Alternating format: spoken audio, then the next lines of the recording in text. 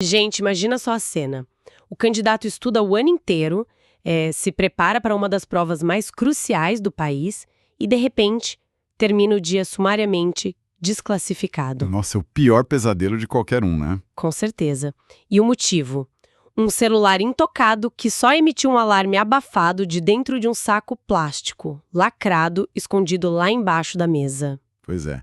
E isso acontece muito mais do que a gente imagina. Demais. Então, na nossa imersão de hoje, a gente vai destrinchar o recém-publicado edital número 64, aquele que dita as regras do Enem 2026. Exato.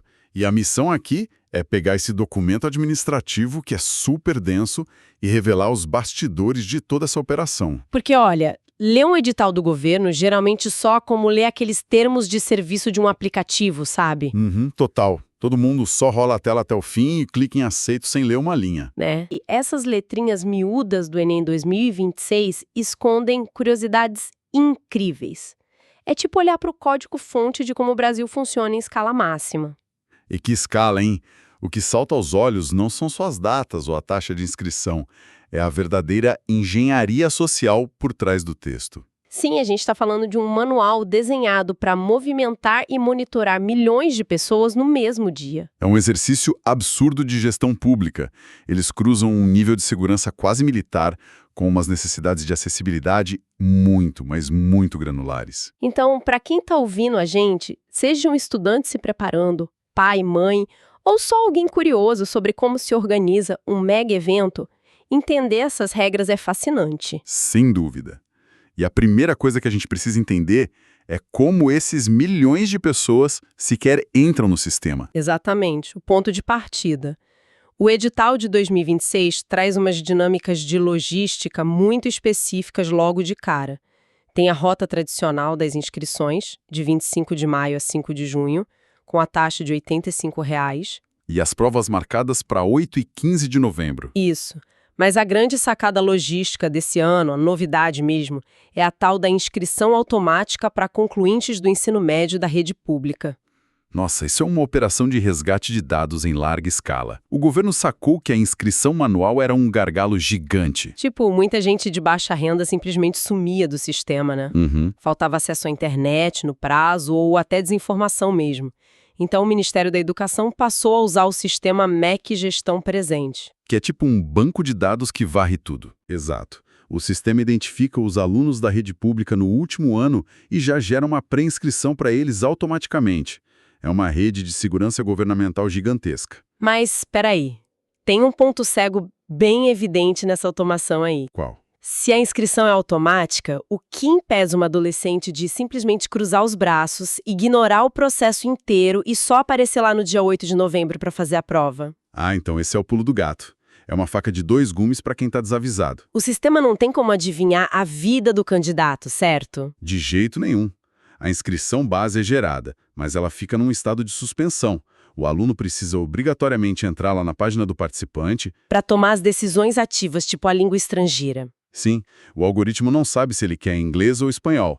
E mais importante ainda, ele precisa preencher o questionário socioeconômico. Que é super vital para a questão de cotas e financiamento depois, né? Com certeza. Se o aluno achar que a automação fez tudo sozinha e não entrar para confirmar, o sistema simplesmente não gera um local de prova para ele. Caramba!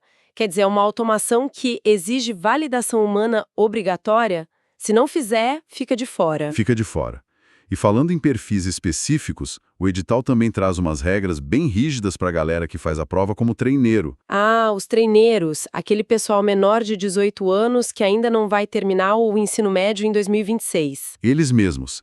Eles entram para testar as águas, sentir o peso da prova, mas os resultados deles vivem numa espécie de universo paralelo. Como assim universo paralelo? O INEP isola totalmente os dados dos treineiros do fluxo principal.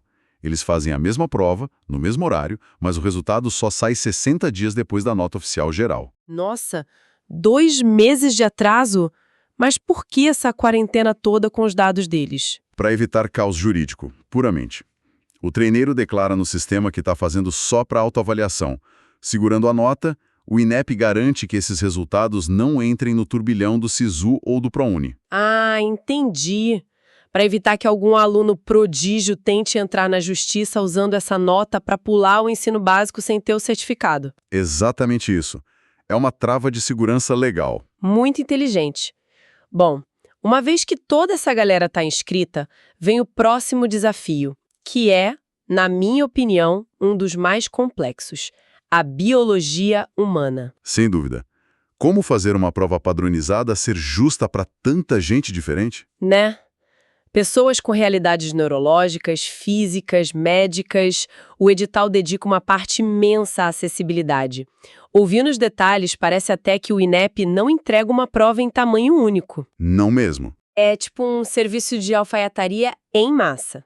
A acessibilidade lá não é só colocar uma rampa na porta da escola. Passa bem longe de ser só isso. O edital prevê ferramentas que muita gente nem sonha que existem. Tipo a máquina Perkins. Máquina Perkins, o que é isso? É basicamente uma máquina de escrever mecânica bem robusta, desenhada para perfurar o papel em braille. Eles autorizam isso e também o Soroban, que é aquele instrumento tátil de cálculo. Nossa, que nível de detalhe!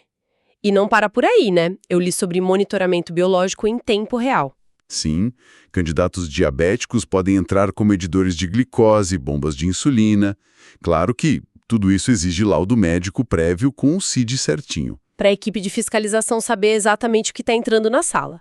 Mas o que me deixou mais chocada foi a engenharia de risco em torno das candidatas lactantes. Ah, essa regra é bem rígida. Muito. A mãe que está amamentando tem direito a tempo adicional e pausas, mas a condição inegociável é que ela tem que levar um acompanhante adulto. Que fica numa sala separada cuidando da criança. Isso. E se o acompanhante não aparecer no dia, ela perde o direito ao tempo adicional na hora. Que o centro de aplicação de prova é um ambiente de controle máximo. Os fiscais estão lá para evitar fraude. Eles não podem, em hipótese alguma, assumir a guarda de um bebê. Nem por um minuto. Nem por um segundo. Ter o acompanhante terceiriza essa responsabilidade de volta para a família, garantindo que o exame não pare. Faz todo sentido. É gestão de crise preventiva. E essa alfaiataria atinge o auge na parte de inclusão para pessoas surdas, né? O edital destaca o acessível com VLibras. Isso, a videoprova em Libras. É uma prova inteira traduzida em vídeo num computador do INEP. E o tempo adicional é monumental. São 120 minutos a mais em cada dia, não é? Exato. 2 horas inteiras a mais. O dobro do tempo extra padrão que costuma ser de 60 minutos para outras condições. Caramba, 2 horas faz muita diferença. Mas faz sentido cognitivamente. O candidato não está só lendo, ele está processando uma tradução visual em vídeo de questões densas. A carga mental justifica isso tudo. E a correção da redação também muda, né? Participantes com transtorno do espectro autista, dislexia ou surdez têm critérios diferentes. Sim, são matrizes linguísticas específicas que consideram como essas condições afetam a estrutura da escrita. É um cuidado gigante, mas aí a gente esbarra num paradoxo tenso. O choque com a segurança? Isso. Você adapta a prova para necessidades individuais, cria várias exceções, deixa entrar máquinas, adultos extras, aparelhos médicos. Como é que você mantém isso à prova de fraude? O modo segurança máxima. Fort Knox brasileiro. Total. E a primeira barreira já é digital. Logo na porta da sala, a questão da identificação. Pois é, o papel ficou para trás, mas a trava tecnológica é severa. Eles aceitam documentos digitais, tipo o e-título, CNH e a nova carteira de identidade nacional. Mas não pode ser qualquer coisa no celular. De jeito nenhum. O fiscal exige ver o aplicativo oficial rodando em tempo real. Os famosos prints de tela são proibidos. Rejeição sumária. O que faz sentido, qualquer pessoa com conhecimento básico de edição de imagem falsifica um print hoje em dia. O sistema exige a validação criptográfica do app ali na hora. Exatamente. Mas a atenção de verdade, a parte que dá aquele frio na barriga em todo mundo, envolve um simples pedaço de plástico. Ah, e o temido envelope porta-objetos. Esse mesmo. O candidato tem que desligar absolutamente tudo que é eletrônico, colocar no envelope, lacrar e jogar embaixo da carteira.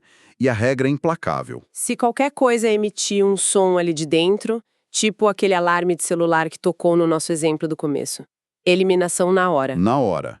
E olha que a gente está falando do aparelho dentro de um saco lacrado que o candidato nem está encostando. Mas assim, fazendo o papel de advogada do diabo aqui, Não seria draconiano demais destruir o ano de um aluno por causa de um alarme silencioso sem ele nem poder ver a tela? Olha, na perspectiva individual parece exagero sim, mas pensando no sistema inteiro, é a única defesa possível. Pensa no envelope como um isolamento físico total. Um air gap. Isso. A gente está falando de um exame que distribui bilhões em financiamentos e vagas nas melhores universidades.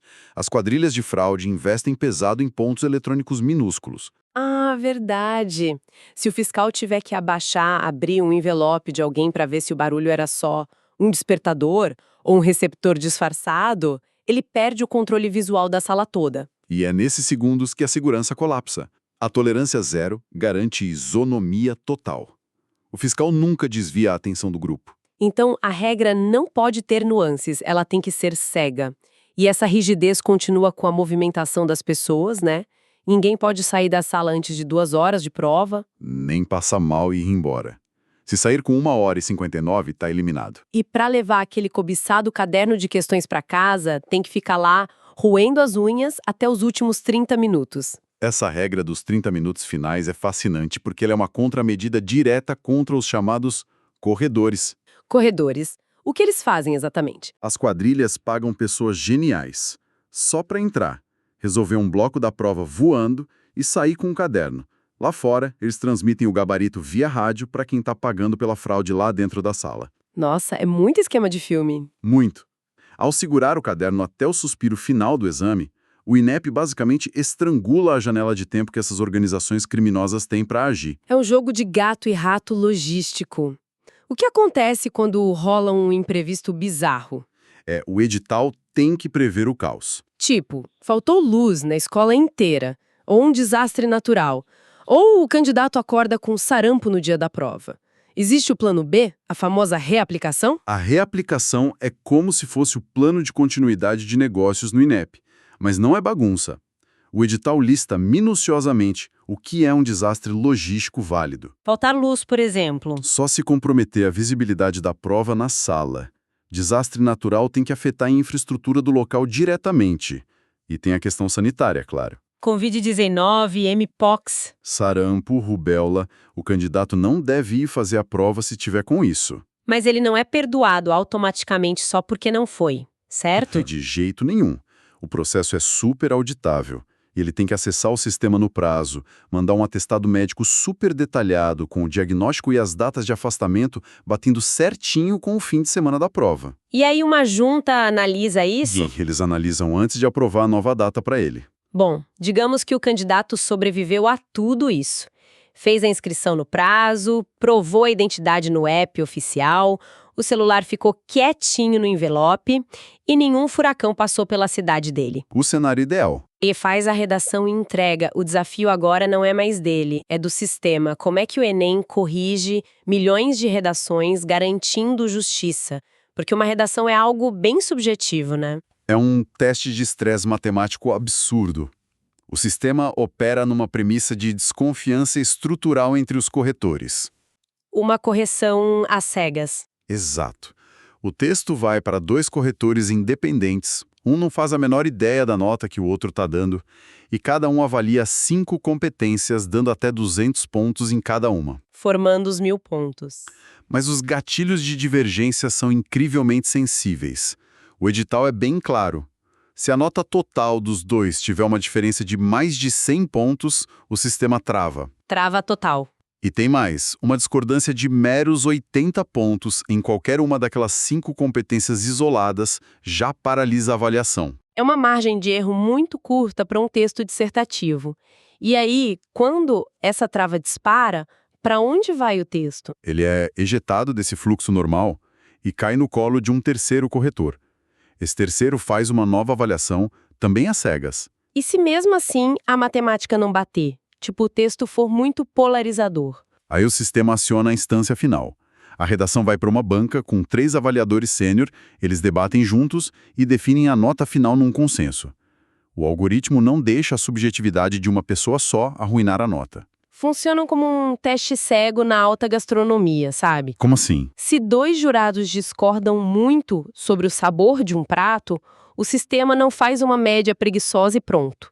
Ele congela a coisa toda, chamam o juiz de desempate e, se precisar, juntam um painel inteiro para debater até chegar no rigor absoluto. É uma ótima analogia. E essa precisão é crucial, porque a nota da redação tem um peso enorme.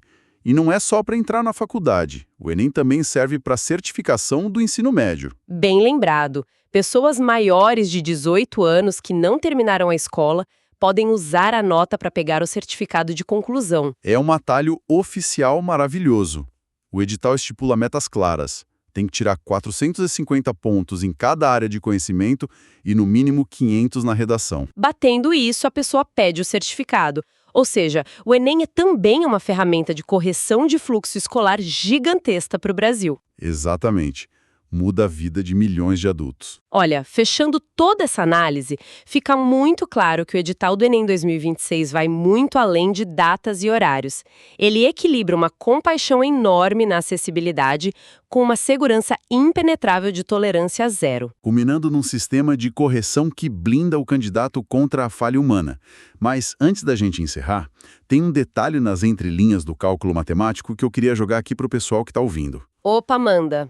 O edital reafirma que o cálculo das questões de múltipla escolha é feito pela teoria de resposta ao item, a famosa TRI. Ah, a TRI, que aterroriza muita gente. Pois é, isso significa que a nota não depende só de quantas questões você acertou, mas do seu padrão de acertos. O sistema mapeia a coerência da pessoa. Exato. A TRI calibra as questões por nível de dificuldade. Se você erra várias questões fáceis, mas acerta as dificílimas, o algoritmo interpreta isso como um desvio comportamental. Ele percebe que você chutou. Sim. E aí o peso daquele acerto difícil despenca. A máquina não julga só a resposta, ela julga a probabilidade de você realmente ter aquele conhecimento com base no seu histórico dentro da prova. Uau! Então fica a reflexão para quem está nos ouvindo, né? Numa era em que a gente discute tanto sobre inteligência artificial e algoritmos moldando a nossa vida, Como é que a contínua evolução dessas regras do jogo estatístico do Enem vai moldar o que a gente considera como conhecimento válido no futuro do país? uma pergunta excelente para ficar martelando na cabeça depois de entender o código-fonte dessa operação toda. E, olha, ignorar os detalhes de um edital desses pode custar o planejamento de um ano inteiro. Com certeza. Entender essas regras é entender o filtro invisível que organiza o acesso ao futuro no Brasil. E não esqueçam, nesse sistema que opera no limite da capacidade logística e de segurança, a linha entre o sucesso e o fracasso pode ser tão fina quanto o som abafado de um relógio dentro de um envelope plástico. Muito obrigada pela companhia nessa imersão detalhada de hoje, gente. Até a próxima. Até mais, pessoal.